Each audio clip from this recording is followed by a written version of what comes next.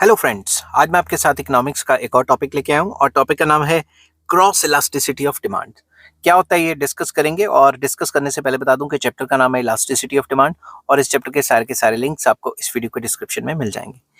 चलिए शुरू करते हैं अब कि क्रॉस इलास्टिसिटी ऑफ डिमांड क्या होता है और जिस हिसाब से अपने पेपर में लिखना है मैंने उसी हिसाब से लिखा हुआ है।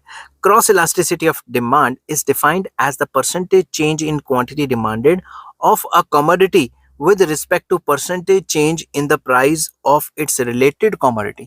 तो क्रॉस इलास्टिसिटी ऑफ डिमांड में हम डिस्कस करते हैं, इसको EC कहते हैं कि एक गुड के प्राइस के चेंज होने से दूसरे गुड की क्वांटिटी डिमांडेड में क्या फर्क पड़ा। समझ गए बात? तो मैं इसको ऐसे लिखता हूं, आपको आसानी रहेगी। Percentage change in quantity demanded for X good as a result of percentage change in price of Y good. तो इसमें हम रिलेटेड गुड्स की बात करते हैं, सब्स्टिट्यूट गुड, कॉम्प्लीमेंट्री गुड की बात करते हैं कि भाई एक के प्राइस के चेंज होने से दूसरे की डिमांड में क्या फर्क पड़ता है। ठीक है। Cross elasticity of demand of a commodity X with respect to price of another commodity Y can be measured with the help of following formula, जो मैंने ऊपर बताया था कि percentage change in quantity demanded of X due to percentage change in price of Y। तो इसको हम ऐसे भी लिख सकते हैं, फॉर्मूला तो वही इलास्टिसिटी का है, बट जब क्वांटिटी की बात कर रहे हैं तो क्वांटिटी X की लिख रहे हैं, समझ की बात, और जब प्राइस की बात कर रहे हैं तो प्राइस Y की लिख रहे हैं। तो ये इसका फॉर्मूला बनता है। अब इसको और ज्यादा डिटेल में डिस्कस करने के लिए आपको types of cross elasticity of demand पता होनी चाहिए। ये 3 टाइप्स की होती हैं।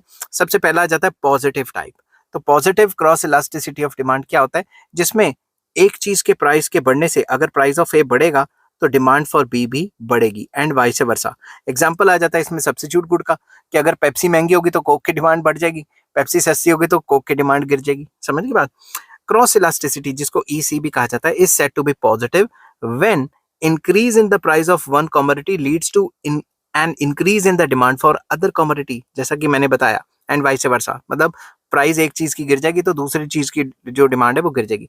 When two goods are substitutes of each other, cross elasticity will be positive as decrease in the price of one commodity leads to decrease in the demand for other commodity, जो कि मैंने बताया, ये चीज English में लिखी हुई है।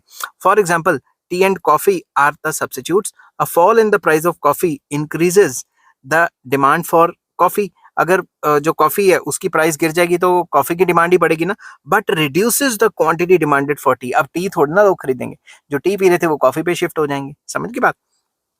नेक्स्ट आ जाता है नेगेटिव क्रॉस इलास्टिसिटी। मतलब अगर एक का प्राइस बढ़ेगा तो दूसरे की डिमांड गिरेगी। ये कॉम्प्लीमेंट्री गुड्स का केस होता है। ठीक है। अगर कार एंड पेट्रोल, भाई पेट्रोल महंगा हो गया तो वो कारें जो पेट्रोल पे चलती हैं उनकी डिमांड कम हो सकती है। ठीक है। वैसे तो आजकल बैटरी और पेट्रोल की कार की ही डिमांड है, डीजल पे तो डिमांड कम होती जा रही है।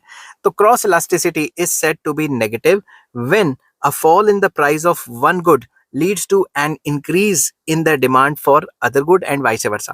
एक चीज का प्राइस गिरेगा तो दूसरे की डिमांड बढ़ जाएगी, या फिर एक चीज का प्राइस बढ़ेगा और दूसरे चीज की डिमांड गिर जाएगी। नेगेटिव रिलेशन होना चाहिए एक के प्राइस और दूसरे की डिमांड में। Complementary goods have negative cross elasticity of demand.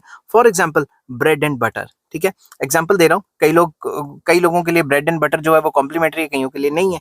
तो जिनके लिए है उनकी बात कर रहा हूँ।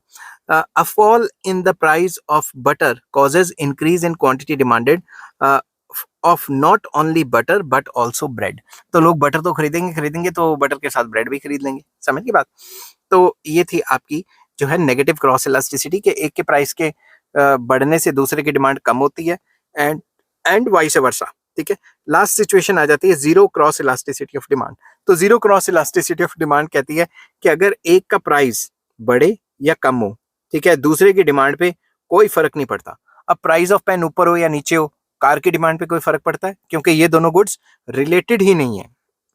Cross elasticity of demand is said to be zero when a change in the price of one goods leads to no change in the quantity demanded for another good। एक के प्राइस के चेंज होने से दूसरे की demand में कोई फर्क ही नहीं पड़ रहा।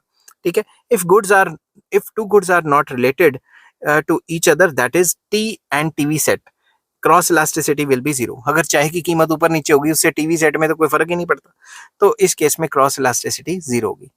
आई होप ये वीडियो आपको पसंद आई होगी। अगर पसंद आती है तो please like, share and subscribe. इस चैप्टर के सारे लिंक्स आपको इस वीडियो के डिस्क्रिप्शन में मिल जाएंगे। Take care, bye bye.